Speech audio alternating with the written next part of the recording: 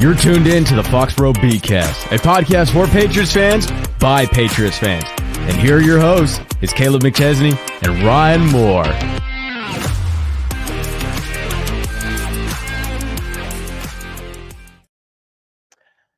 Hello, everybody, and welcome to the Foxboro BeatCast. I'm your host, Kaleb McChesney. Alongside me, as usual, my co-host, Ryan Moore, and we join you on a Victory Wednesday.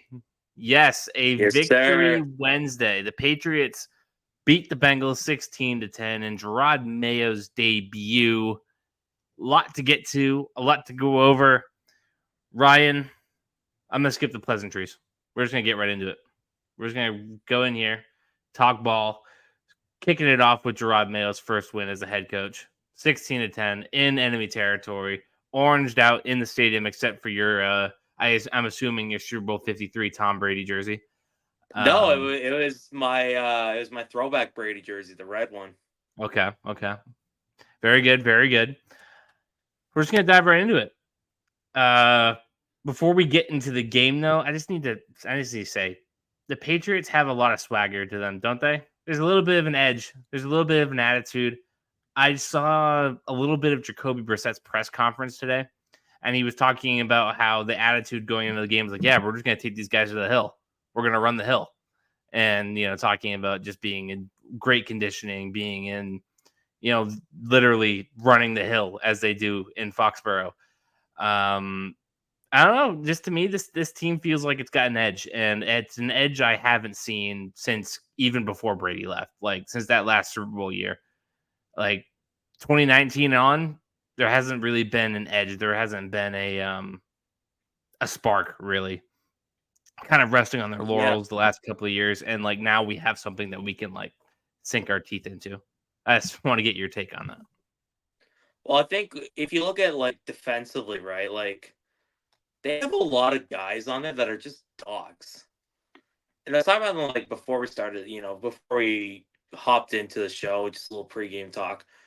Jabril Peppers, man, that guy I love him.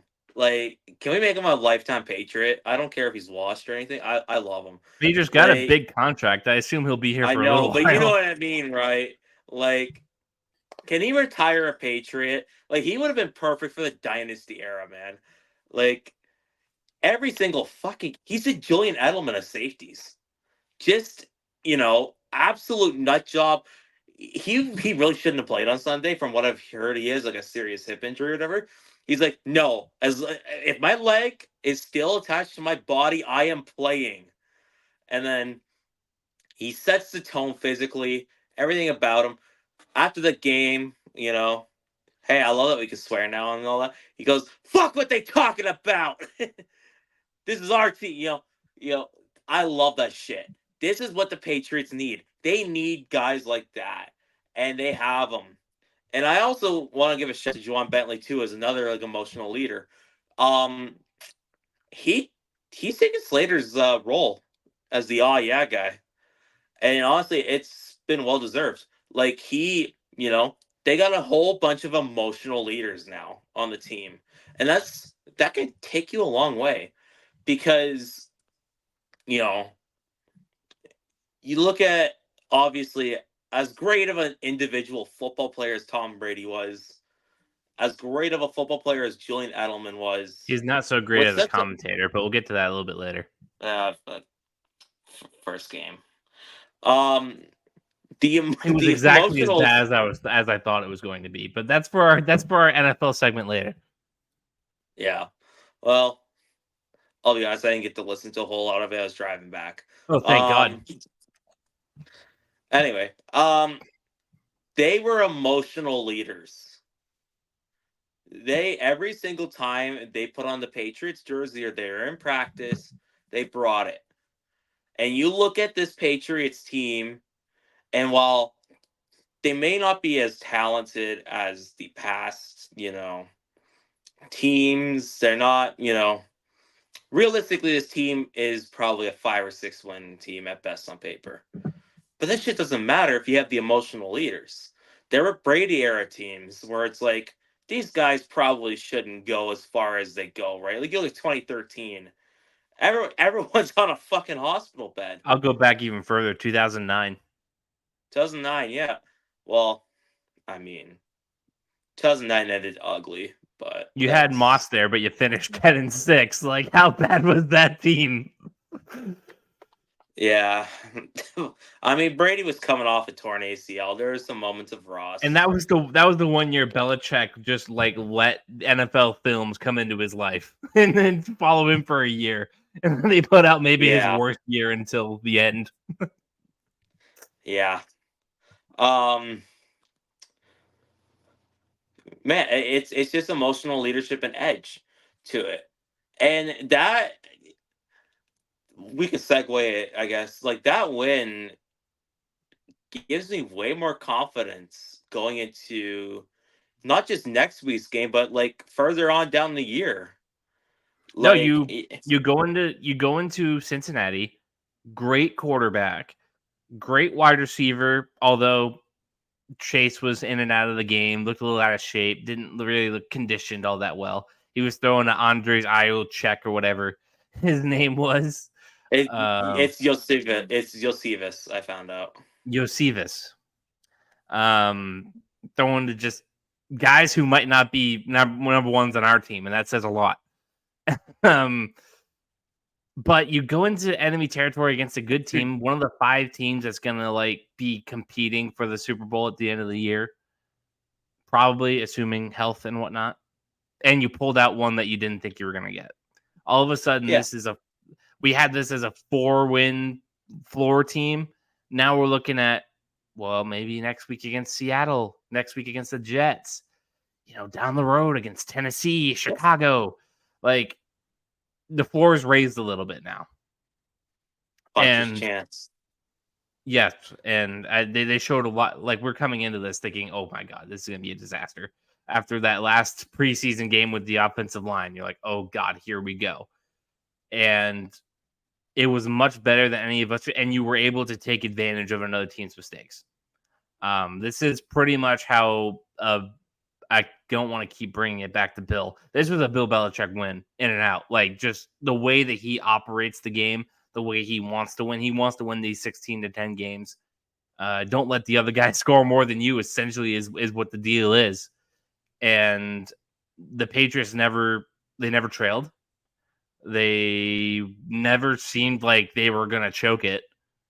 It all just kind of worked out to plan, especially thanks to Mike Gesicki doing a favor for us, dropping that ball. And then Tanner Hudson too. Like, protect the ball. Come on, man. What a jackass, Hudson. Give me a break. Dude, we were sitting in the crowd. Oh, fuck. It's a walk-in. What? And me and a few of the Patriots fans that sit in our section just go, let's fucking go. We were losing our minds, man. We couldn't believe that. What a peanut punch from Duggar. That was remarkable. And Duggar got beat the prior play on it, like, by Gesicki. So resilience, man. It's heart and resilience with this team.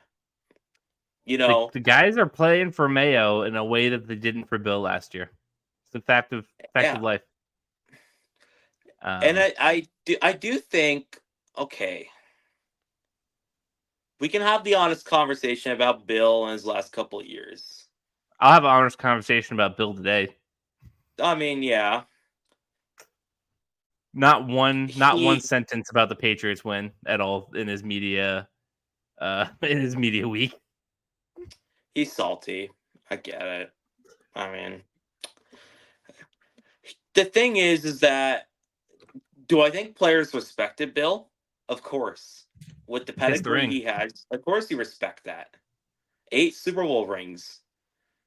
But truth be told, in this era of the NFL, how many players really truthfully enjoyed playing for Bill? Like, you know what I mean? Like, die for Belichick type of shit. Like, whereas Gerard Mayo, as a former player, he's been in the locker rooms. He's been an emotional and spiritual leader in the team. There's a lot more of that, like, guys will go to war for those kind of guys. Like you look at how like Raiders players talk about like Antonio Pierce. I know like the Raiders shit the bed, but like in an emotional sense, right? Like Max Crosby's like, I will not play for. If you guys don't hire him as your coach, I'm requesting a trade. Player, and you still need to be. And I know you hate him, but like Dan Campbell as well. Like you still need to have the schematics. You still need to have all that. I'll talk about it in a minute or so. I really like the way Alex Van Pelt called the game. I really like the way DeMarcus Covington called the game. But having a coach that can relate really well to your players while understanding when to push buttons is really key in this NFL. You can't have the classic throwback hard ass coaches anymore. Like, this is a new generation. I hate to say it, but like, guys aren't going to tolerate that shit. They're just. You They'll Zoomers take it, but just they're not. don't know how to take hard coaching. Well, I mean, you look at the trend of coaching, right? Like, how many truly hard ass coaches are in the NFL right now? I know some hard asses in the sense of like they're like rah, like guys who are like Yeah, disciplinary, but I mean, militaristic like, guys. yeah, Like I mean, like, they're kind of the Bills of the world, there emotionless. aren't many. Yeah, and that's the point, right? Like, is you can, like I said, it's about pushing buttons, but also having a layer of empathy and a layer of relatability to your players. And I think you look at Gerard Mayo. After the preseason, I was a little iffy. I was like, okay, I mean, they're looking sloppy. It looks like he put, as you have to, you put foot to ass and say, hey, listen, this shit's not tolerable. We can't have this, guys. And you look, they were a really disciplined unit, but they were also a really disciplined unit that wanted to go to war for their coach. And Not I many think that's coaches just get the awesome. Gatorade bath week 1. Yeah. And you can see why Gerard's so beloved, man. I saw a clip from practice today. I forget who he's working with. He was working with one of the defensive linemen. And he didn't run a rep properly, right? So Gerard comes up to him and is like, okay, here's how we do it. Here's how everything's done. Teaches him, points him through it, and says, and you know what? And puts him through the rep. But he's not screaming at him. He's not, this is fucking disgraceful, blah blah. Like I mean, like you hear these hard ass coaches like to talk about their players, right? Like they're fucking idiots. He used it as a teaching moment, and the player correctly ran through the reps. That's what you want from your coaches, man. And after this win, I'm like, I think I think we got something with Gerard. I really do. And obviously, week 1, don't take everything away from week 1 because it can be voodoo, admittedly. But the emotional response and walking to the Bengals building and beating them and punching them in the mouth. And yeah, the September Bengals suck. We know this. But still, you're at a disadvantage talent wise. Like, even though the September Bengals suck, they could still, they're still a better team than you. You still They get got the a better top 5 quarterback. quarterback over there. Yeah. Jamar Chase, yeah, he might have been like, in poor Really out of shape. condition. That's still Jamar Chase. Like it's not an easy matchup, man. And you're on the road. And you No, won. but you That's were fucking awesome. 7.5-point underdogs for a reason, and we'll get to that line a little bit later. But I don't know. It's hard to come out of this game with a whole lot to nitpick, a whole lot to be mad about. You got a game that you shouldn't have, in Yeah. all respects, and you got it. Not a lot of That people had is my faith in you. I favorite. did. I had you having faith in covering and making it close. That was my point to state. I thought it was going to be close. I'm wrong. I was wrong. Oh yeah, you're going to But eat I dirt a am little more bit than later when we glad go. me, my bank account and my personal enjoyment are more than fucking glad to be wrong, man. That was fun. That honestly was my favorite post Brady era Patriots one, Yeah, especially it's because up I there. got to be there. It's up there. 2023 last year against the Bills, that 1 minute comeback was really fun. 2022 wasn't a whole lot going on in 2022. It's hard to feel good when Matt Patricia's on your sideline calling offensive plays. Yeah, I mean 2021 had blowouts and stuff, but like, A lot of that year just felt Mickey Mouse. yeah, like this was a hard earned fun win. It was a fun game to watch. I had a lot of fun, man. Yeah, Jim And I Murray, mean, 98.5 tweeted the other day that it was the most fun he's had watching a Patriots game in 6 years. yeah. I mean, shit, yeah. Like, if you think about it, after like the Miami Dolphins blowout in 2019, Yep, the AB game, it's been kind of just pulling teeth out watching this fucking team. Like, especially on offense. yeah. But And don't get me wrong, offensively they didn't. It's gonna be a struggle as long as Brissett's there. But he didn't make the monumental mistake. yeah, he did what they pay him to do. Just be okay.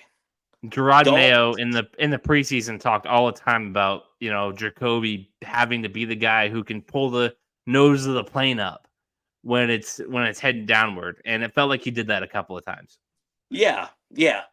Well, and then, and I was gonna bring this up. Jacoby, man, plays with so much fucking heart. I love him. I do. Well, Like, he's not a perfect. Did you hear him talk about his interactions with Gerard before the game? Yeah, he was like crying a few times or something before the game, right? Yeah, And Gerard comes up Gerard to him came and is up like, to him and said, "Hey, we're gonna win this week, and you're gonna ball out." And for all intents and purposes, he did. yeah, dude, there were many plays, and we knew this was gonna be a concern. The offensive line wasn't great, and they gave up pressure. But I Jacoby, have some things to say about the offensive line. there's an offensive lineman, man, that I quite frankly would cut.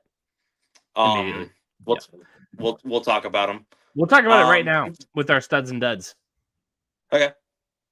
I'll rip through my first three studs, then you'll go with your three studs, and then you'll kick off the duds, and then I'll come back with the duds.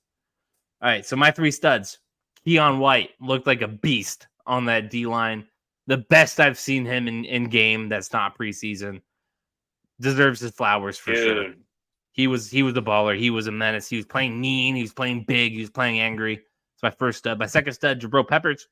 Again, a lot of heart, a lot of talent, a lot of ferocity. Hard to not love that. And then playing on a busted fucking hip. my low key kind of stud. Austin Hooper made some plays. He was pretty good, man. Like, Austin Hooper made some low key plays. Let me pull up a little like Falcons were out there. It was only 2 catches for 31 yards. He might have had 1 or 2 called back the penalty. I can't remember, but he was getting open and he made plays. Yeah. I was a big fan of that. I liked what I saw from him. He does what he did in Atlanta, like just take advantage of the soft zone. Don't go out of bounds. Don't go way out of your depth. Just be what you are. I like that about Hooper. My three studs. Come on, Ramondre Stevenson. And I said this, and Caleb thought I was a little crazy, but I do believe, because he is the heart of the offense, if he continues to have games like this, what's stopping him from being a top 5 fantasy running back? Injury, because it's a hard way to live. Injuries, yeah, it's wear and tear and injuries, but he looked the best I think I've seen him in the NFL. Like, he breaking tackles, getting yards that he quite frankly shouldn't have gotten. And realistically, that's you're getting stuffed. He's breaking tackles left and right.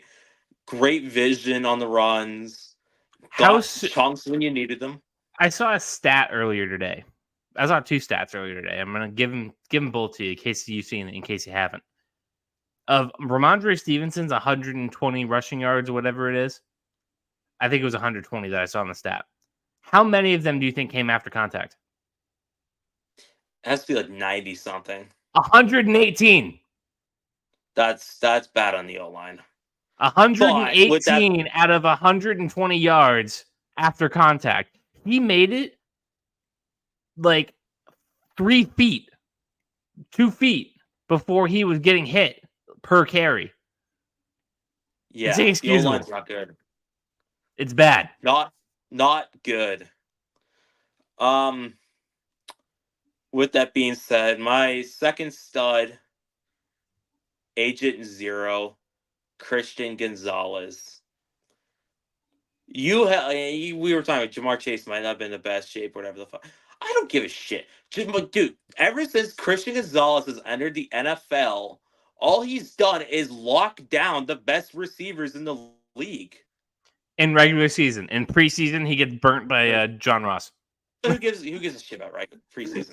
I'm convinced he sandbags the preseason.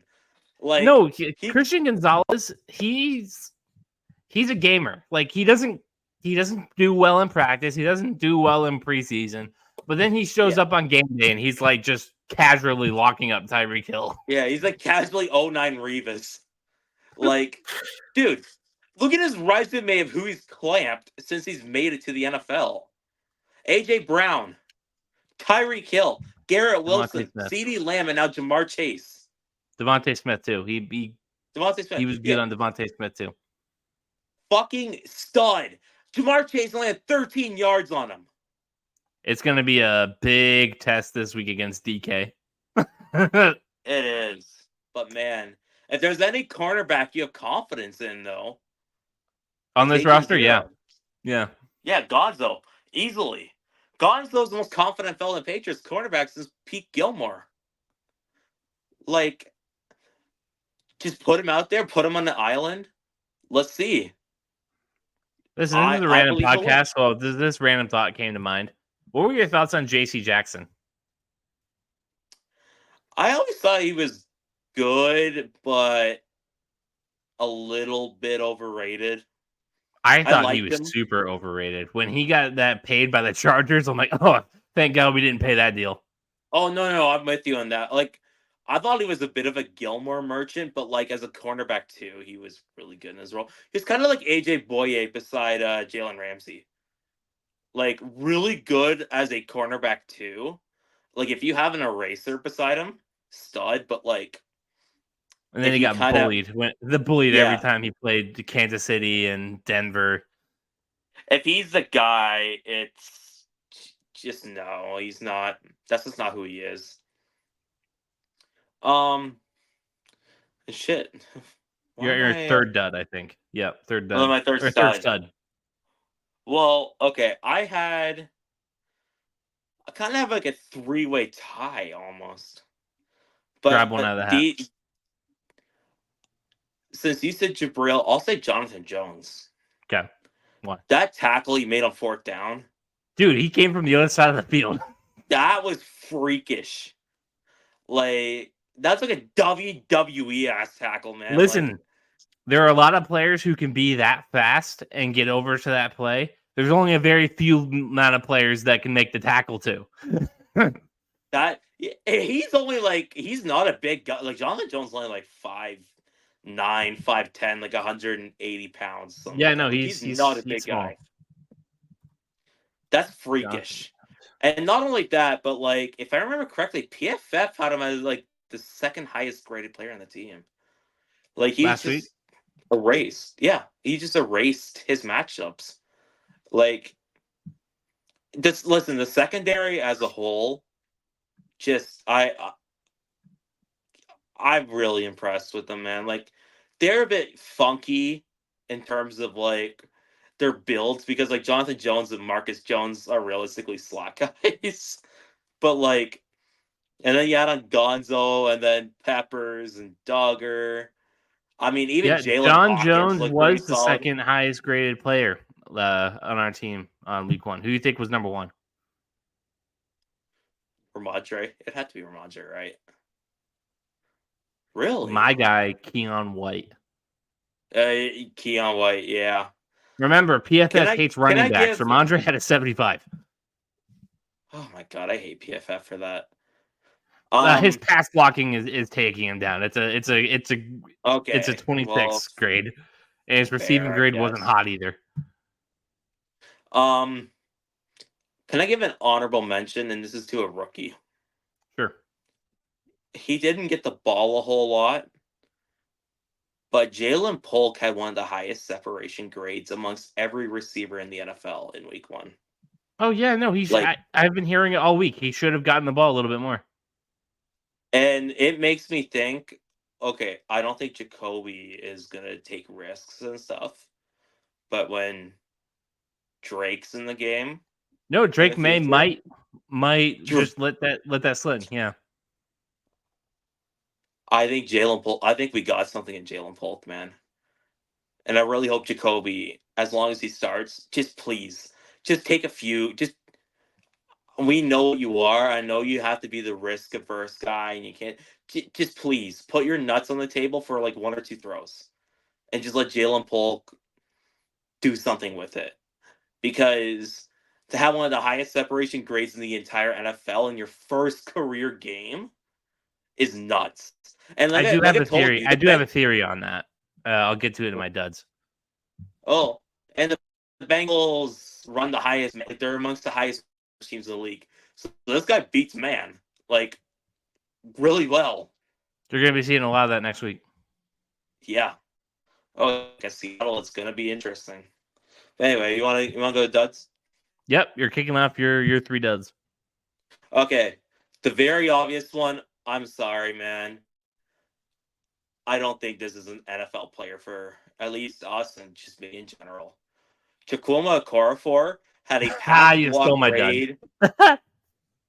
He had a pass block grade of 0. You could stick me out there. Dude, PFF will give you like a 35 grade for breathing in pads.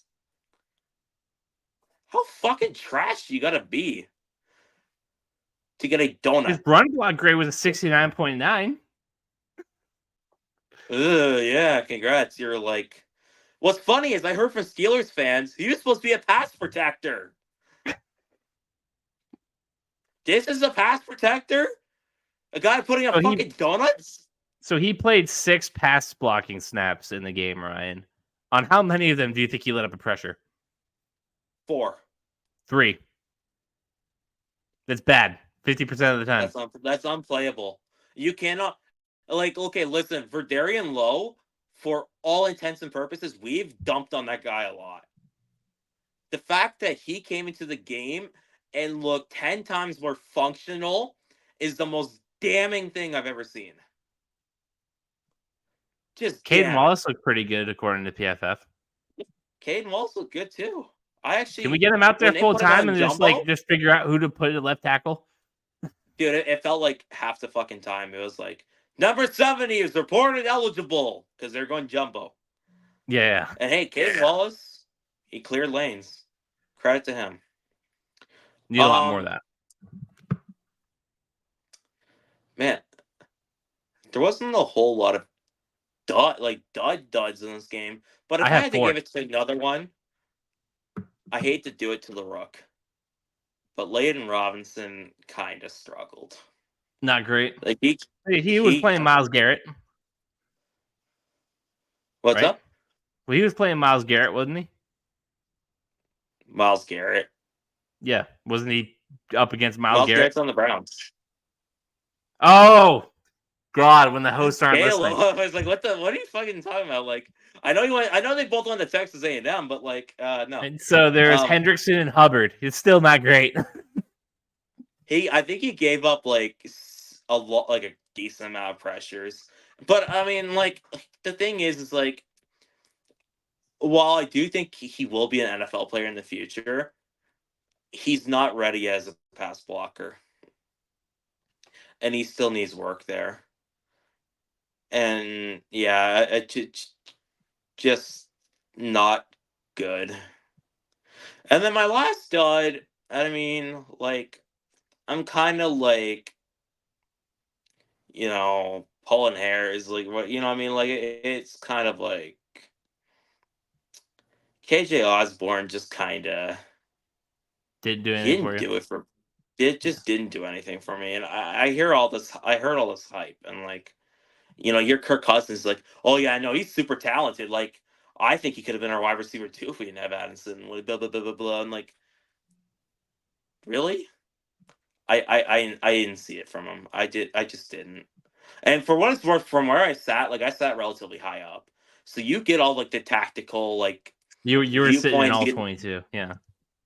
yeah, you get to. It was actually fun as fuck. Like I gotta say, man, like watching Christian Gonzalez, like watching him shadow whoever he is facing, whether it be like Chase or like Josephus or I don't know whoever else the Bengals like threw out there. I don't like Trent Irwin or whatever.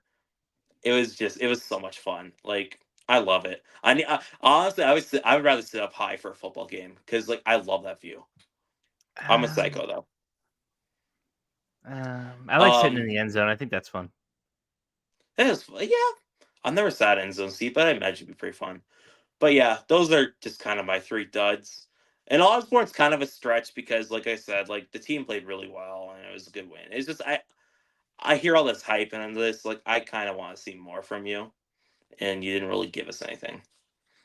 It seems like he was the worst player on the Texas A&M line. Um. Anyways, my duds. I have 4, and you took 2-ish. Chooks was bad. Was really, Yeah, really yeah. bad. He Get was ready to learn Canadian. he was I can pulled teach you, after the buddy. first drive. Like, if you can't start on this team, as we said last week or 2 weeks ago, you're probably not a starter anywhere else. The run blocking was horrible. Like I said, out of 120 Ramondre Stevenson yards, 118 were after contact. That's a hard way to live. That's a hard way to win Yeah, football games. that's And it bad. doesn't get any easier from here on out. So you got to get it together. Maybe when City Sal comes back, it looks a little better. But Layden Robinson's pass protection grade wasn't bad.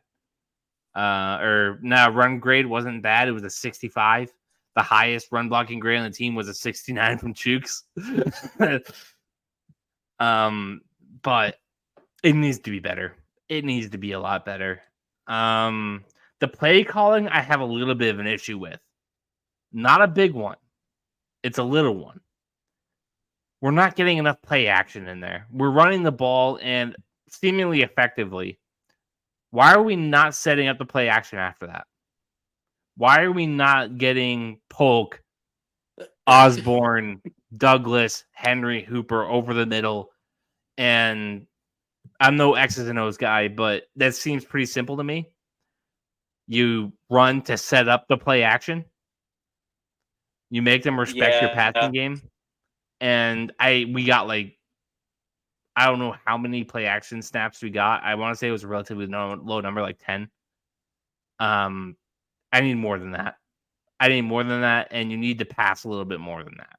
But you won the game. Baby steps. You're getting the foundation of your offense in, but you need to raise that number just a little bit. And then my last one, the wide receivers. Jalen Polk, obviously, he was getting open.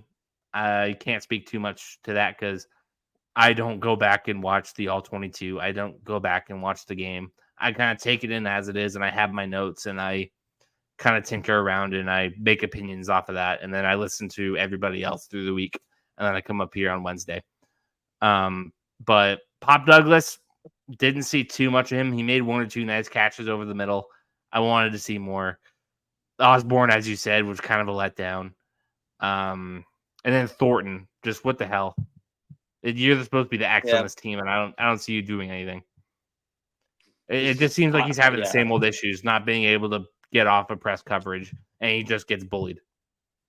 It's unacceptable. So those are my 4 duds. It's supposed to be 3, but I had 4. So yeah, there it is. Studs and duds. Weekly segment. We'll come back next week with some more studs and duds. I feel like we're gonna have a lot more duds the pick from than studs. Maybe. But let's talk about Seattle. They beat the Denver Broncos 26-20. Bo Nix didn't look great. Not a great day for the rookie quarterbacks overall. Except for Michael Penix, maybe. He's looking like he might be coming in a little sooner rather than later. But Seattle's got a talented football team. Number one. 2, 3 really good wide receivers. DK Metcalf, Tyler Lockett, Jackson Smith, and Jigba. They have a really talented defense. Devon Witherspoon, a guy you really love. Boy Mafe. Did I get that name right? Boye Mafe. There is this super talented pass rusher that was unfortunately on the injured list for them, Uchenna Nwosu. And then running back Kenneth Walker and Zach Charbonnet, too. That's a really good tandem. And Ken Walker is on your injury report as well. It's a really talented Seattle team that's coming in here, and they have a really bright head coach. They call him Boy Genius over in Baltimore for a reason. Mike McDonald, the former defensive coordinator, played against some really good, one really good Bengals team. And practicing against Lamar Jackson every week. Like, there isn't a whole lot this guy hasn't seen. The Baltimore defenses have always been stout. Ryan, what do you make of this Seattle matchup? I think this is going to be more of a challenge, honestly, than the Bengals. And the reason why I say that is because the Seahawks will have a more diverse offense. While Geno Smith, while I do like him, is a downgrade on Joe Burrow. You look at their receiving trio, and it's pretty damn good. Like, DK, top 15 guy, top 20 guy, guaranteed. Tyler Lockett's still pretty damn good, even at 31, 32 years old. And then Jackson Smith and Jigba, who I was really high on as of, coming into the league. He's in the second year now. He's really talented. That's a pretty, annoying trio to go against. Like, they're great. And then, like you said, the running back duo, K9 and Charbonnet. They're a ground and pound team with speed. Where I think you could beat them offensively is their O-line's good, but nothing super special. Like, you can beat them. You can get pressure on Geno, I think. But the problem is you didn't get a ton of pressure on Burrow last week. Yeah. So it's going to be a game where the D-line really will need to step up. Still got a little bit of cough, even though I'm recovering. Defensively for the Seahawks is where the game will get amplified, though. Your offense isn't going to do a whole lot. Yeah, it's going to be a street fight, man. Mike McDonald is one of the most aggressive and efficient play callers in football, man. Like, he will generate pressure. He will force you to kind of take what you're given. The way he deploys his defenses is he makes it it's like all Madden every single time you're out there, man. Every single time the cornerback's always gonna be in the right spot. You're gonna have a fucking edge rusher in your face. You're gonna have an interior D lineman barreling through. Their linebackers nowhere to be at all times. Their safety's nowhere to be at all times. Should I run through the talent on the Seattle defense? Because good Lord. Yeah. And it feels like it kind of feels like the Legion of Boom is kind of back there, man. Like their new version. Let me run through this. Jerron Reed, Byron Murphy, Jonathan Hankins, Leonard Williams, Uchenna Nwosu, who is admittedly doubtful, Tyrell Dodson, who's questionable, Jerome Baker, former Dolphin. You know him pretty well. Tyrese Knight, Boy Mafe, Draymond Jones, Tariq Woolen, who is questionable, Rayshon Jenkins, Kayvon Wallace, Julian Love, Trey Brown, Devon Witherspoon. This is a really talented defense. That's just And I gotta say, Boye Mafe, listen, Patriots tackles. If you thought Hendrickson and Hubbard were hard, Boye Mafe had 9 pressures last week. Third most in the NFL behind Aiden Hutchinson and Micah Parsons. This is a guy where you're in I'm for a trying to pull up treat, who had the man. most pressures for the Patriots. Stand by. I think it's Keon. It would have to be Keon, right? I am going to figure it out by team. I want by player, but I want it just for the Patriots. PFF, you frustrate me. Okay. Defense, pass rush. Most pressures. Total. Keon White and Josh Uche each had 3. But Keon White's pressure grade was 93.5. Very good. Sheesh. Very good. Keon's very good stud, football man. player, Keon White. Listen, I remember reading, I think it was like just draft guides, right? And I found one from The Ringer.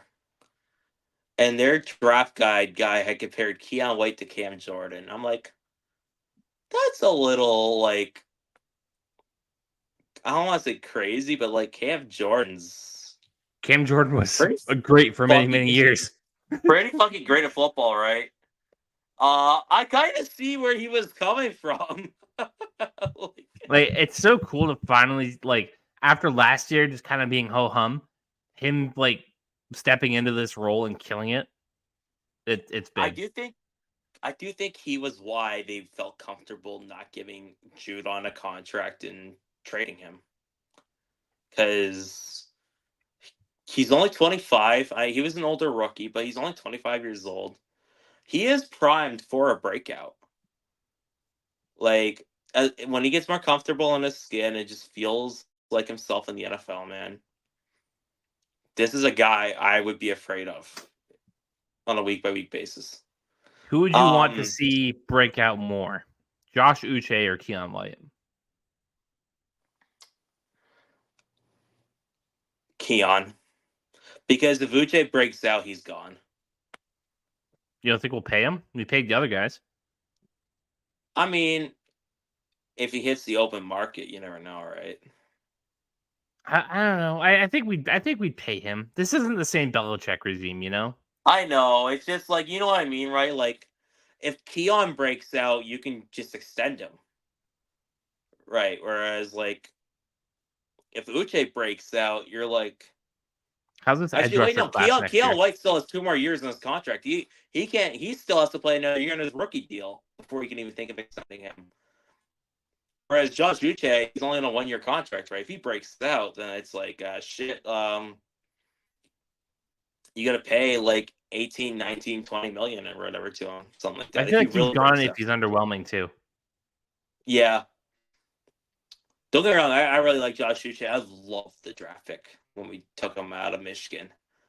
I feel like it's just, you know, like,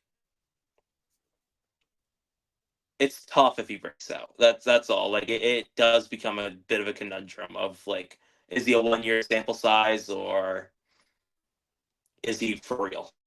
He's only 20. I think he's only 25. I don't think he's 26 until I think he's in November maybe or October or something like that. He's a later 1998 birthday, if I remember correctly. September 18th, 1998. He will turn 26 next week. A week from now, he'll be 26. So, happy early birthday, Keon, or not Keon, Josh. Ryan, try turning off your Wi-Fi. Your camera was stuck for a very long time. Fuck. So yeah, there's your Seahawks kind of deep dive. We think that your defense can get pressure on them. We think that the defense can make things difficult, but scoring is going to be even harder than it was last week. It's going to be a straight fight. Hammer the under. Yeah, I always look at the spread. I never look at the over under. I wonder what the over under is for this week. Yeah, it's going to be fascinating. Let's see here. Patriots. No, don't give me the Oakland Athletics. I don't care. Fucking Oakland Athletics. I mean, the It's at Sacramento 38 and a Athletics. half. That's the over-under? That's too high. That's way too high. That's way too high. Unless Hammer they're the under, banking folks. on like Seattle boat race in New England or something, which I don't know. Seriously. All right. So there's your Seahawks deep dive. Let's talk about some stuff around the league. We'll run through these quick. CMC, Christian McCaffrey hurt. Fantasy owners had a problem with Kyle Shanahan announced that one. You have any take on the CMC stuff? I feel bad for Jordan Mason. He had like Yeah. the game of his career, and then like he's not like the most media trained, right? So he goes up and he's like, "Oh yeah, I told him Friday I was gonna start," and then it turns into like a whole like Shanahan has to kind of throw him under the bus, and then it turns into like a whole. It's just like, dude, he just had a career game. I feel bad for him. Like he slipped Not up. his but, fault. like, Shanahan tried to pull a fast one. Yeah, that Shanahan dude, just come on. I hate that gamesmanship shit sometimes. And I You know see, the this way. never happened Listen, with the I'm a Patriots because hypocrite. our fantasy players sucked. Listen, I'm a bit of a hypocrite at times because, like, and as a Patriots fan, like, you and I are both. Well, yeah, it's a fucking Patriots podcast, of course. But like, New England, it used to be like Tom Brady, probable shoulder injury every fucking week. Julian Edelman, questionable hip. Yeah, The one thing you could count on, though, Danny Amendola, groin, out. yeah. Like, I don't know. I think it's kind of just stupid to do this whole like, you know, Especially, like, I bait didn't and know this switch type detail that, shit. like, he wasn't going to play since Friday. I didn't know that. Yeah, that's This is news to me. yeah, no, like they threw Jordan Mason. Like Jordan Mason kind of slipped up, but like Shanahan really threw him under the bus there. Damn shame. This sucks. It turned into a really shitty situation. What should have been a really positive night for, honestly, a really talented running back, man. Like I'm he sh- glad that he had a good game, and I'm glad it wasn't enough to make me lose in fantasy football this week. yeah. Okay. I'm glad my opponent in one of our money leagues, the $50 one that you invited me to, had McCaffrey and couldn't. Dude, I lost by 0.1 in that league. Oh, dude, I got so lucky McCaffrey was out. If But Garrett Wilson had one more catch, would have won. see, I could have allowed that because like Ken had like Garrett Wilson and like he wasn't catching me. So Seriously, like yeah, 102 to 102.1. that's tough, man. What Speaking am of, I you and I are supposed to playing do? each other this week. So We are. hey, We're going to talk fuck about that a little you. bit later. We'll talk about that in our picks. Rookie quarterbacks struggled in week one. Bo Nix didn't have a great day. I feel like as the game went on, from what I saw, as he got later into the game, he kind of caught up to the NFL speed a little bit and made it close. It was 26-20 at the end of the day. Caleb Williams didn't throw for over 100 yards. He was very short under it. And Running a lot. and Jaden Daniels ran a lot. So wasn't great with the passing game. Dan Quinn said, "Yeah, no, that's not how we designed it. We're going to try to run the pass football a little bit more with him instead of running it." And then Drake May obviously didn't stay the field. But the one rookie quarterback who is definitely very happy is Michael Penix Jr. because Kirk Cousins is on watch alert. Okay, you know what? I will say this: the Steelers are the best team in the league at taking you down to their level. Seriously. Like they, yeah, we suck. We're really mid. You're gonna be really shitty in mid too. We're Unless gonna they're outbid playing, you guys. they play down to their competition and they play up to their competition. So Yeah, they're gonna play like Carolina, and it's gonna be a 42-40 slobber. Bryce Young looks like Tom Brady out there, and they're like, "Holy shit!" He's throwing the Hail Murray to like Deontay Johnson or something. Yeah. Okay. You know what? Let's segue this quickly. Zoe might be right, but man, I want to give Bryce Young a little more Bryce leeway. Young sucked. He was bad. Sucked. I also just like, dude, I don't want to like. I don't like throwing bust labels on guys quickly. He's Especially, feeling busty. He's feeling busty. It is, and you know what? The more I look at situations like that, the more I'm thankful we're sitting Drake. I don't think we're as bad as Carolina, though. No, I don't. But like, you know what I mean, right? Like, you don't want to throw your rookie in and have him be in a fugly situation and just completely tank the kid's confidence. And right now, I don't see a confident Bryce Young. Like, and the Panthers are just so dog shit. It's just like, ugh. Look, now what feel I'll like say Dave is Canales this. is gonna save that one.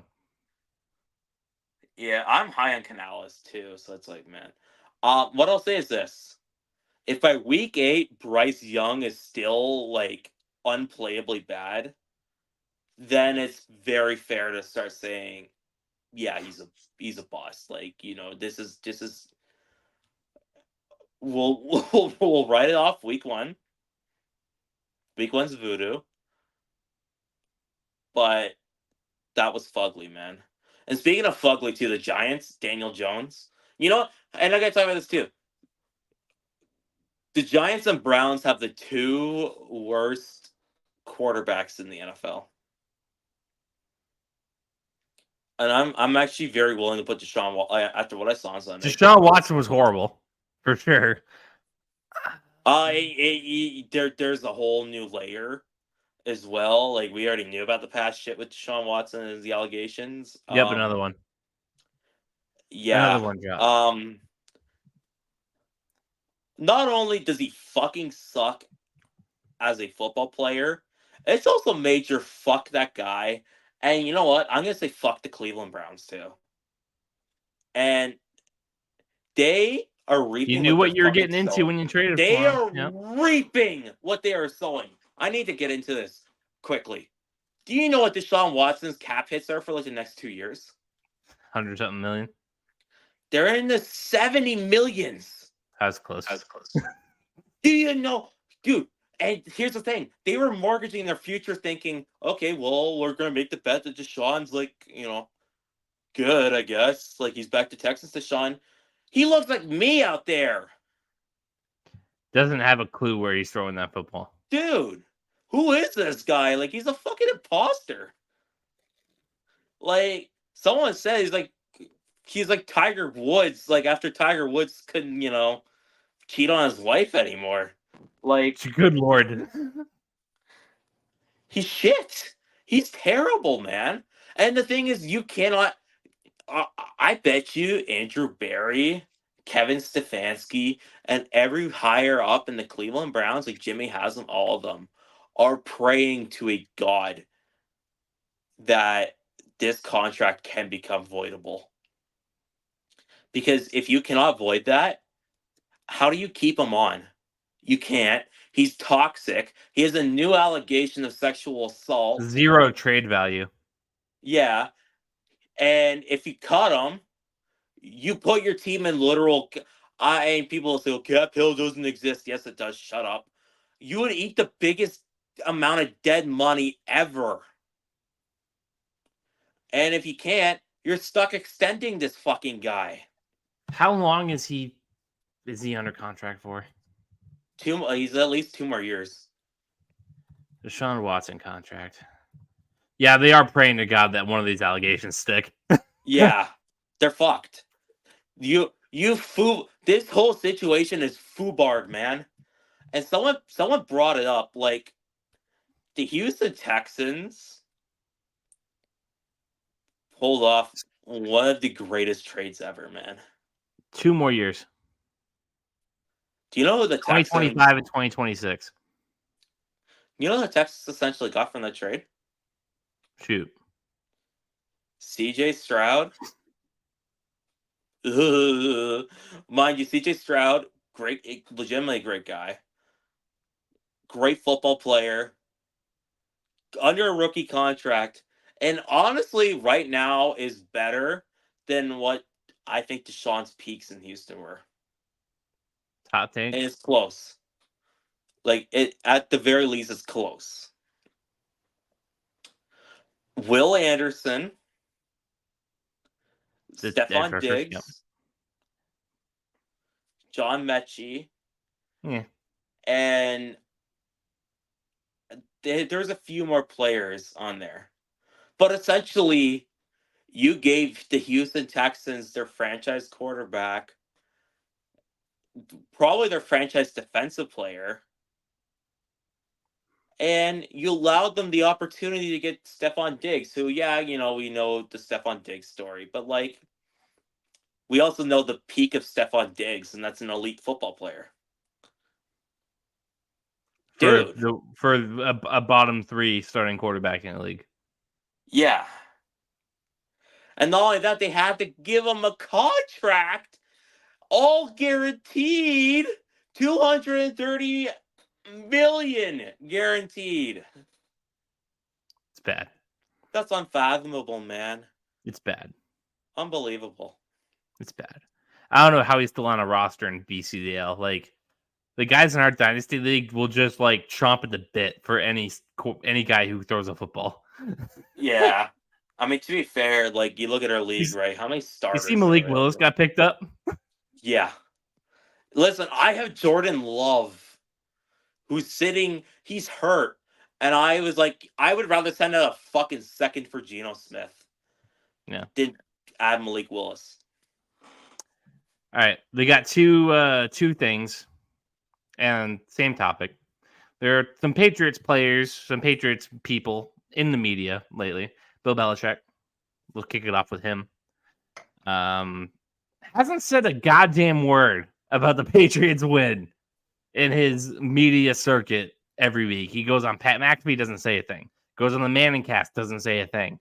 Goes on the Jim Gray podcast, doesn't say a thing. It's looking a little petty. It's a little ridiculous. I have to wonder how ugly the split was with him and Kraft. If he won't say a damn word about this team. Seriously. Even Brady was saying words about us, like when he left and he was in Tampa. I mean, it wasn't like ever. It wasn't ever deep dives. It wasn't ever like really good conversation. Tom Brady's kind of a cliche monster, and we'll get to that in a second. But he at least would acknowledge the team.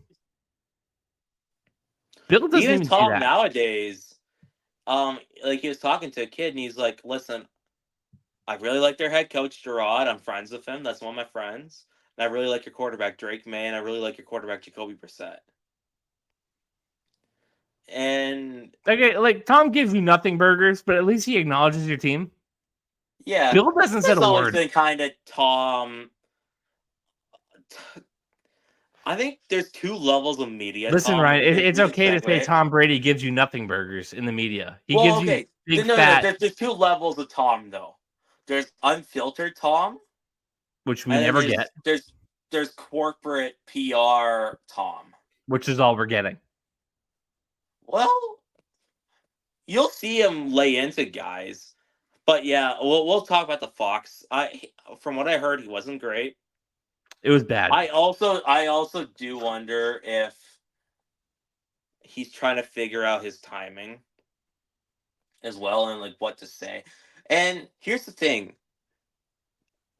All you have to do as the game by play by not game. He's not a play by play. He's the color analyst. I know color. I was trying to. I'm like fumbling. Listen, I'm running on kind of fumes. I've been up since 4 a.m. All you have to do is just give your honest analysis, man. You can be critical, and I do think Tom does. That's the thing, though. He's not allowed to be critical because he's about to be an NFL owner. I hate that, and I really hate that shit, man. And I hate that they're levying major restrictions on him, and I do think it should come to a point with Tom. It's like, okay, you know what, pickle one or the other. They're set to vote on Tom Brady being an owner by the end of the year. I don't find Tom's voice that interesting in the booth. I didn't find anything he offered to be all that interesting in the booth. Like Greg Olsen, I thought was a better product. I think Greg Olsen should still be on that A team. From what I've heard, though, is like Greg Olsen kind of started out rough too. Like I don't remember, but I mean, did notice that's that what Tom people Brady say. was a snore. Yeah, no, he wasn't great from what I heard. Like, unless you know me in the world's like, I'm a Brady fan, man. Like, No, listen, seriously, I say Tom Brady gives you nothing burgers in the media. Like, well, no, there's 2 Tom Bradys. There is 2 Tom Bradys though. Yeah, and all we get is the shop. No, you heard him on the shop. Let him cut loose. Come on, you heard that 4 shit. years ago. He has it in Give him. me a break. Give me a break. Tom Brady goes on the roast one time, and we think that he's this cut loose, unfiltered guy. He was even a cliche monster on his roast. Give me a break. Tom Brady is not a colorful personality. I still haven't watched the roast. You haven't? No, I have not. I need to. I am not. It's just not even worth watching anymore. Like, this was 7 months ago now? In April? June? Dude, I know. It was like May or so. I never got around to it. It's not even worth watching anymore. But I assure you, he was a nothing burger cliche monster there, and it was athletes being athletes. Like, their humor isn't funny. It's very jockish and boring. And the comedians were funny. There were a lot of funny comedians on there. There's some jokes we can't really say on here, but yeah. But Brady was. I'm done seeing Tom's face in any long form content. I'll take the reels. I'll take him doing cool stuff with his kid. I'll take him doing cool stuff with Jules in like 2-minute intervals. I wish you would go on Jules' podcast. I think that would be fun.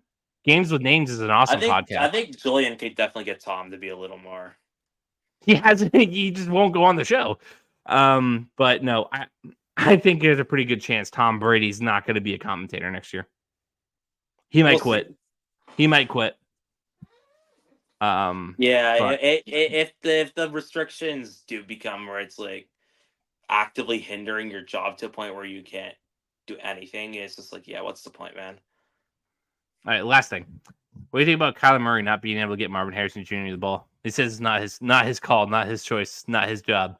I think the quote was not his job. And I'm like, you're a quarterback, that's your one job. Yeah, that I don't really rock with that. Like, listen, I mean, my camera angle's a little fucked. Listen, I understand you can't necessarily spam targets all the time.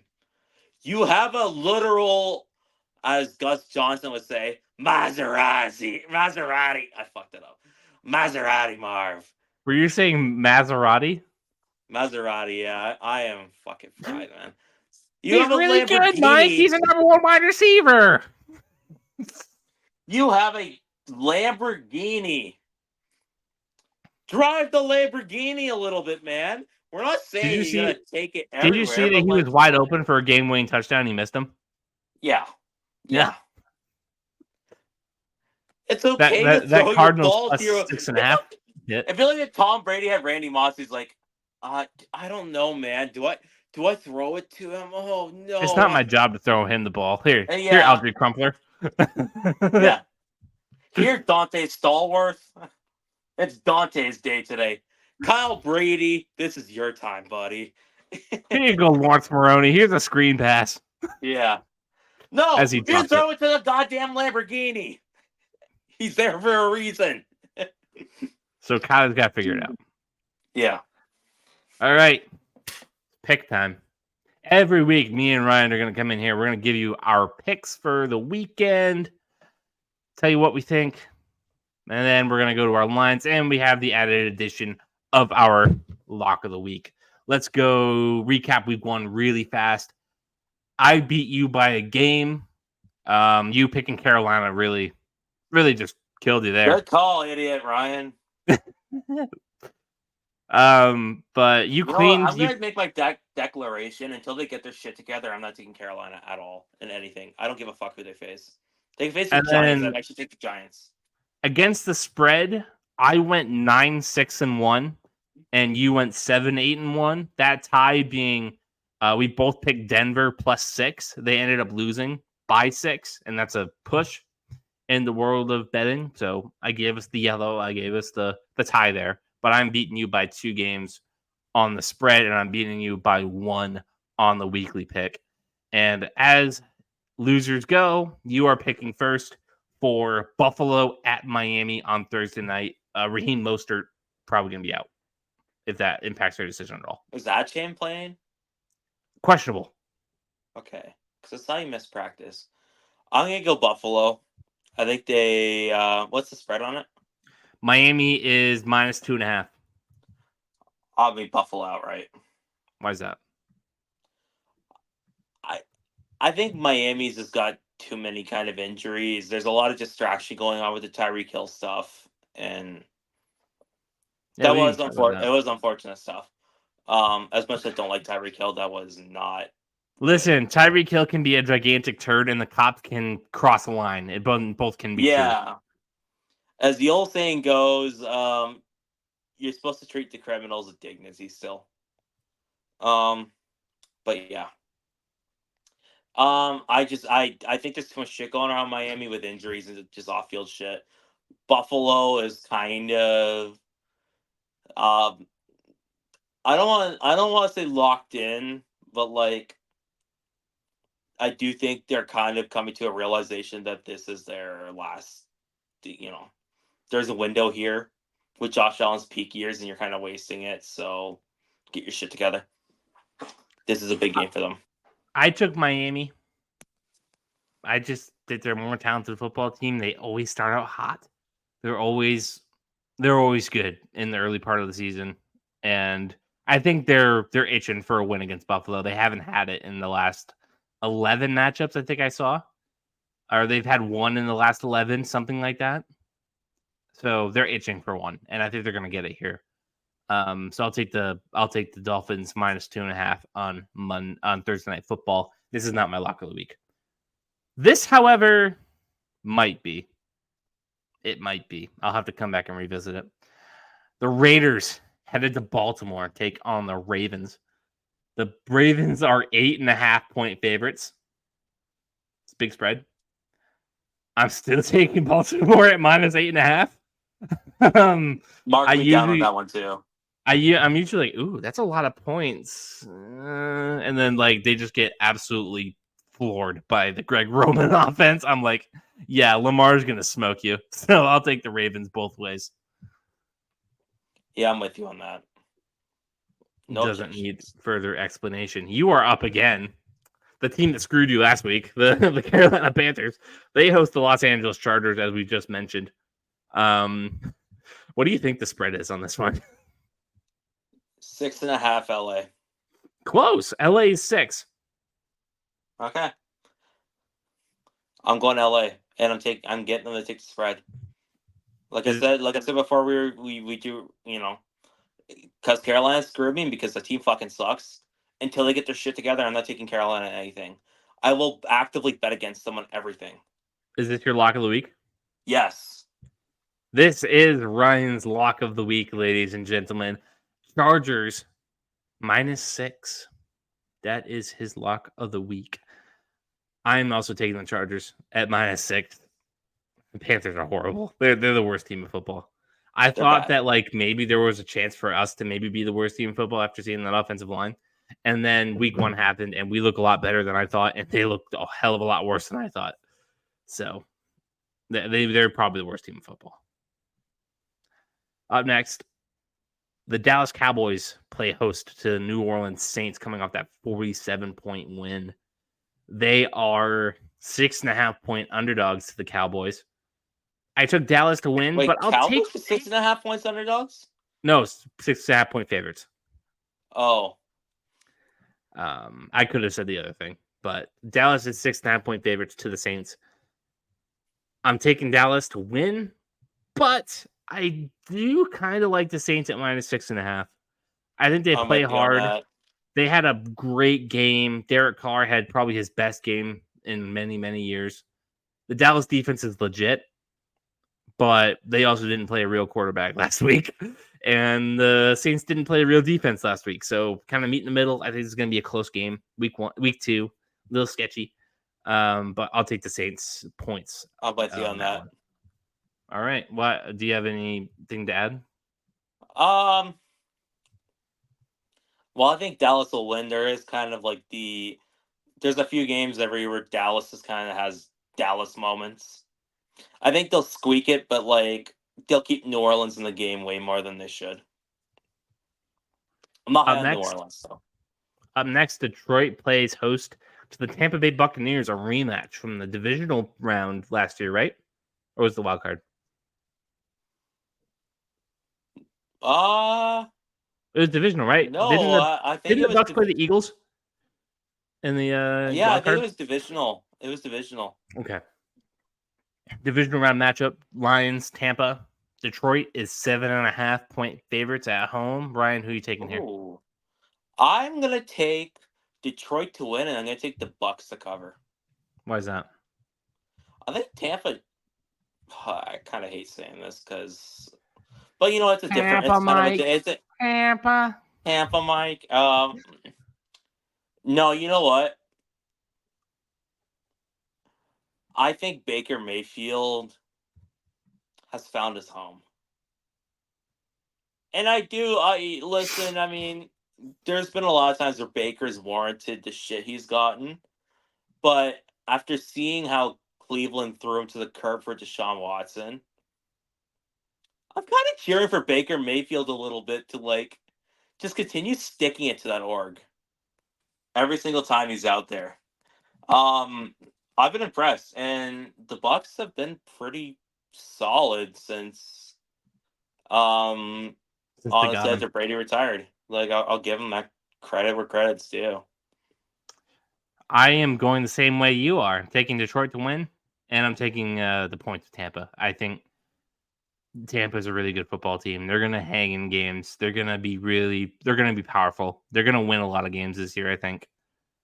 Just probably not this one, but 7.5 is a lot of points for a team that good. So up next, I'm kind of shocked that the spread is only this thin. The Green Bay Packers are playing host to Indianapolis Colts, and the Colts are 3-point favorites. I'm taking the Colts both ways. Green Bay is not playing with a real quarterback this week. That's trouble. Yeah, give me AR-15 in the Colts. And I do think the Packers are super talented outside of the quarterback, but you can't win with that quarterback. Malik Willis, like, I'm sorry, man, he's bad. Like, Really listen, Love might be inconsistent. Like, I love Jordan Love. Like, come on, that's my guy. But he can be inconsistent at times. Malik Willis is unfathomably bad at football, man. Like, that dude got sacked on a Hail Mary. Do you know how bad you got to be that you lose your job to Will Levis? Yeah. And that's another game we'll get to where I'm like, yeah. Who is like mechanically as sound as a baby giraffe. Yeah. The guy that fell to his knees after throwing an interception is somehow better than you. I have a very similar feeling about the next game. Jacksonville's playing host to Cleveland. Jacksonville's 3-point favorites. Spread needs to be bigger. I'm taking Jacksonville both ways, and I'm not even thinking about it. I am too. Yeah. And Jacksonville, they look pretty good. Outside of the loss, like they look good. I disagree. I think Jacksonville is super underwhelming. I thought they looked like offensively. I think they looked better. I thought the defense was better than their offense up until the floodgates broke and Tyreek Hill did Tyreek Hill. For what it's worth, I didn't get I just saw kind of clips, but I saw like Lawrence throwing some dimes. So just wanted to give him credit. I'm not super high on the Jaguars this year. Neither am I. Just like I thought there were some good throws. Up next, Minnesota is playing host to the San Francisco 49ers. Sam Darnold, huge win against the New York Football Giants. That was good for the agenda, wasn't it, Ryan? Yes, it was sir. Good for the vibes. Darnold in a confident scheme looked really fucking good, man. I'm happy. It's a shocker what a talented quarterback can do in a real room. Yeah, when you don't have like some of the worst offensive minds in football, like and O lines guiding you in your formative years, it's crazy. Seriously, Sam Darnold's playing himself into another contract next year. It's gonna be awesome. Yeah, It's gonna be great. Go get paid. The Niners are 6-point favorites. How you doing with this one? Unfortunately, though, I'm gonna take San Fran, especially because I don't think Addison's playing. Both ways. Yeah, if Addison was playing, I would actually might be bold enough to say San Francisco winning, but Minnesota covers. But because Addison's out, it's gonna be tough. They're gonna shadow Jettas, and it's just gonna be.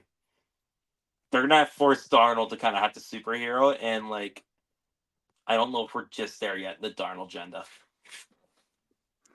Up next, as we skip the Patriots game, say that for last. The New York Jets travel to Tennessee. Bitter loss for both teams, really. They're playing the Titans. The Jets are 3.5-point favorites on the road. I'm taking the Jets both ways. The Titans blow. Yeah, dude. I think you and I said it. Like the Titans, just bottom 5 team in football, man. And nobody's talking about it. Listen, if the Jets keep this close, throw a redder than my face, redder than the shirt I'm wearing right now, red flag. Because this is not a team you should be letting hang with you at all. With the roster that talented, and for what it's worth, I think Rodgers' arm looked good on Monday night. He needs to get his, fine. He needs to get his confidence back in his feet. But he threw a dime to Lazard. That was really nice. That was a vintage Rodgers. The arm is still there. But it's not there. Is that O-line? There's still shit there. Didn't they just draft like a first-round lineman too? Yeah, old Luke Fashanu. And they still kind of look like ass. Like Tyron Smith did not look good from what I've heard. But you're taking Jets both ways? Yes. And if they lose, I will relish in it, and I will also be like, this is a red flag. With all that in mind, this is my lock of the week. Jets and Titans. I feel really good about the Jets winning this week. Up next, the New York Giants coming off of that ass whooping. They're going down to Washington to take on Jaden Daniels and the Commanders. Ugh. The Commanders are 1.5-point favorites, about an even spread, basically. What do you make of this game? Who's winning it? Give me the Commanders. I mean, like, it's going to be kind of... I like Jaden Daniels a lot. There's elements of the Commanders I like a lot. It's going to be a bit of a fugly win, but dude, the Giants are just shit. Just garbage. The Giants are shit, but you're looking over one fact that the Giants basically own them. Like, even when they want to suck, they beat these guys. I'm taking the Giants just based off of that. Fair. I would also say the Commanders haven't really had a quarterback kind of worth of shit since Cousins. They've had 8 starting quarterbacks week 1 the last 8 years. Like, yeah. Jaden Daniels, as much as we like him, we liked a lot of the other guys too. He's got to prove it. Yeah. And getting this giant stink off of you is a good way to do it. Up next, the Arizona Cardinals are 1-point favorites. It's an even spread against the Los Angeles Rams without Puka Nacua. Ooh. What are you taking here? This is actually an interesting game. It's going to be a good watch. I'm going to take the Rams. Why is that? I thought they play and they lost, but it was a good game for them. They played hard. Stafford still looked like a top 8 quarterback in the league. But there's a player on a highlight. Okay. Cooper Kupp's not washed yet. Nope. And we all know and saw what happens when Matthew Stafford kind of only has one guy to throw to. We saw it in Detroit. We saw it in the year that Cooper Kupp won. I as much as I love Robert Woods, like it, we all know. We all know who Matt Stafford's baby is in that team.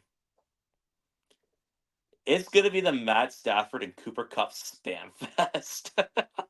Like if you told me Cooper Cup had like 15 plus catches, I And I believe don't you. think the Cardinals have the facilities for it. Yeah. Do not have the facilities for that one, Big Ben. But I also gotta say this as well, and this is a rookie I was really impressed with. The first Rams first rounder since Jared Goff, Jared Verse, Pretty good. was putting a clinic on. I think he's gonna, he's gonna make life hell for the Cardinals, especially if they get him. Because I like Paris Johnson Jr. is my guy. Um, but they just lost Jonah Williams, who was one of the linemen of all time. He probably starts here. If Jared Verse goes against the Cardinals' backup tackle, that's lunch meat. Yeah, it's bad. I'm also taking the Rams. I've thought about the Cardinals. They're just explosive. They hung with the Bills last week, but God, the Rams are just a cleaner org. They're just cleaner operation. But I am pulling for the Cardinals to be really good. I think that they have the potential to be really, really fun and really good. The Cardinals will be like, they're kind of like one of my Sunday ticket red zone watches when the Patriots aren't playing, because they're gonna do a lot of fun shit. They're gonna be fun. They've always been a second team to me. They've always been a second home to my Arizona connection. They've never been like a second team for me, but they've always been a team I've like sympathized towards. Like I want to see you guys do well. Never hated them. I always liked them. It's hard to hate a team that has nothing going for it. Yeah. But even Level like the losers. Super Bowl run, I love that team with like Warner, Larry Fitz, Anquan Bolden. That team is fun. Yeah. Up next, this is the game nobody wants to watch. Not even the fans of this team want to watch it. The Pittsburgh Steelers are heading to Denver, take on the Broncos. The Steelers are 2.5-point favorites. I'm taking the Broncos both ways. Like, are we even going to see a combined 2.5 points in this game? Yeah. And the Broncos are going to have the 2.5 points. Yeah. Like, sorry, you can't win with that quarterback forever. I'm sorry you played a beat up Kirk Cousins who had no idea what was going on in his first game. Didn't trust his ankle at all, his Achilles. I think the Broncos got something for you, and I think they're going to win. I'm going to disagree. I think the Steelers won it in the fuggliest football game of all time. Like, so fugly that, like, fans would just be like, Kim, like, just go mow the lawn or something, guys, like, on Sunday, if weather permits. You don't have to watch this game. Nope. You can watch this game. The Cincinnati Bengals heading to Kansas City, take on the Chiefs. The Chiefs are 5-point favorites. Do we have any news on T. Higgins or Jamar Chase? T. Higgins is probably not playing. How about Jamar Chase? Jamar should play. I don't see why he wouldn't. Extension talks with Jamar broke down over one key detail. What do you think that detail was? It was guarantees. Like they didn't structure the guarantees properly and disagreed, and so that happened. I got the Chiefs winning. How about September Bengals plus? I mean, how about the 5 points? I also got them covering. Okay, me too. Casey's got firepower, dude. Yeah, they looked awesome. Fuck. Fuck. Patriots fans are going to be so fucking whiny when they win a third straight Super Bowl. Can we just simulate the February where we all see Mahomes raise his fourth fucking? No. I don't want to simulate because I want to see the Patriots do stuff. I want to see this 7-win season. I know. I expect reality to kick in and just be like, "Fuck." Dude, okay, listen. I'm going to be sitting here. You might want to skip out a few episodes in February because I'm just going to be sitting here making fun of Patriots fans for being so bitter. I'll be drunk for those episodes. Like, too bad, so sad. Like, somebody did something great that you couldn't do because you couldn't win an AFC Championship game in 2006. You couldn't close the door on a 21-point lead against Peyton Manning. You couldn't do it. I'm supposed to feel bad for you. Sorry. Like, I respect greatness, and the Chiefs are certainly great. 3 straight Super Bowls hasn't ever been accomplished before. As Ryan leaves, the show. Very cool. Very great. Very awesome. Just for that, I should give him Chicago. Chicago and Houston. In here. Yeah, no, I was just making fun of you for taking Chicago at +6 against the Houston Did Texans. my shit lag out? I know what you did. You booted me out. Well, that's what happened. I did not boot you out. You left. No. Uh-huh. All right, well, the next game is Chicago and Houston. Chicago's headed to Houston Sunday Night Football, I believe this game is. Houston is 6-point favorites. I'm taking Houston to win, and I'm taking the points with Chicago. I thought it was really impressive how they came back against the Titans down 17-zip. I think that has the markings of a team that can hang, and they just need to get their mind right on offense. Caleb Williams is a really good quarterback. I still believe that in my heart of hearts. I do believe in the plethora of talent he has around him. I think they can make this within 6. I think this could be a really sneaky good game. So I'll take the Bears at +6. I struggle with this one, and the reason why is because I saw that Roma Dunze and Keenan Allen are not practicing, which would make it really. That is a little concerning. Yeah, I might have to take back my pick. Yeah, if they were playing, then yeah, like this would be an electric factory of a game. So here's what I'll do, because the spread doesn't count to our group total.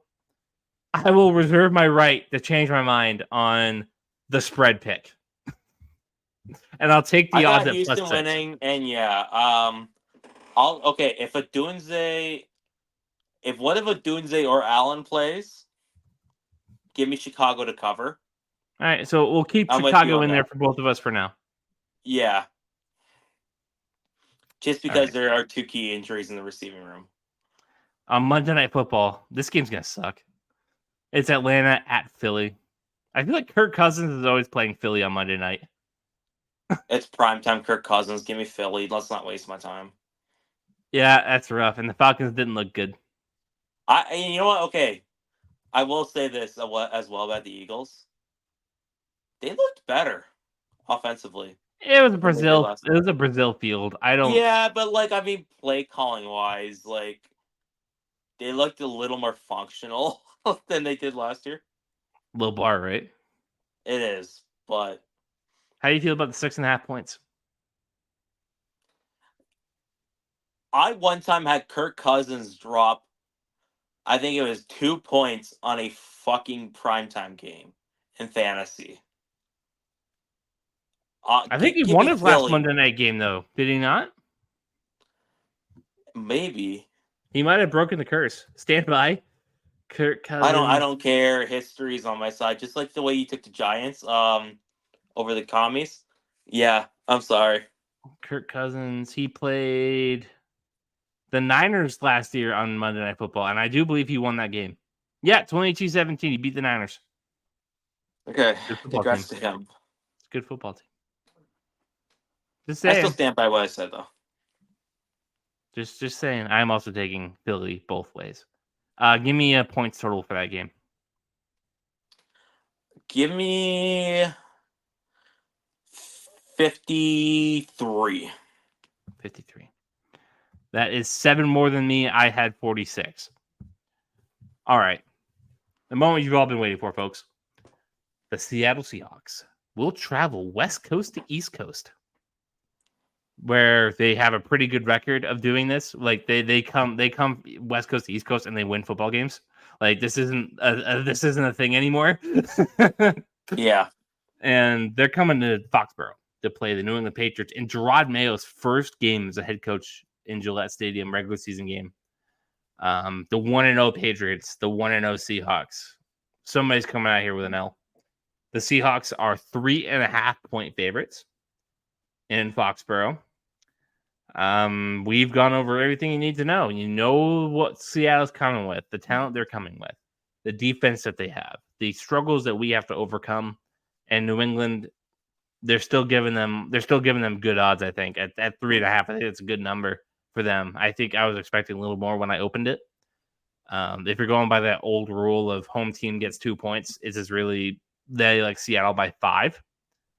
Ryan, I'll let you go first with this game. What do you make of it? Kind of put a ribbon on the whole thing and give me a score and who's winning. Unfortunately, I have Seattle winning. And the reason why is because I think they're gonna do what they did to Bo Nix, but they're gonna take even more advantage of the fact that New England has just a downright abysmal offensive line. And they have, the guys in the secondary to play that kind of aggression. Unfortunately, it's going to be a really fugly Seahawks win where the Patriots offense just kind of just does nothing. Maybe they score a touchdown. Maybe they get 10 points. I don't know. It's not going to be pretty. And so I have Seattle winning. And what was the spread again? Seattle is 3.5-point favorites. Yeah, give me them to cover it. I think they win 17-10. Okay, so you have Seattle winning by more than 3. Okay. Yeah, I'm kind of with you on this one. This isn't like last week where I was like, oh my God, yeah, they can make this really super close. I think Seattle's got you beat. They got a lot of stuff going for them. And with a spread this tight, they're giving you a lot of credit to make this close. Personally, I have this game finishing 24-10. You might have it close going into the fourth quarter, but you can only hang for so long. Jacoby Brissett can only be mistake-free for so long. And I think they're coming out of this game with an L. So 24-10, Seattle, you're losing by 14. You go into the Jets on a short week, 1-1. And hopefully the Jets look worse, and we can look at that game and be like, yeah, you can steal one in MetLife. I think that game's in MetLife. So, yeah, there's your BeatCast. We day say go and beat them Bengals, and we did. Take them to the hills. Damn right. Now I gotta pick between an episode name between Take Them to the Hills and We Day. But all right, that was your show. Thank you for watching the Foxboro BeatCast. Make sure you like and subscribe. Make sure you follow the show. And we'll be back next week. So have at it, folks. Go Patriots on Sunday against Seattle. As I'll turn off the banner and we will play the outro now. Thanks for tuning in to this edition of the Foxboro BeatCast. Make sure you like and subscribe and follow us on Facebook and Instagram.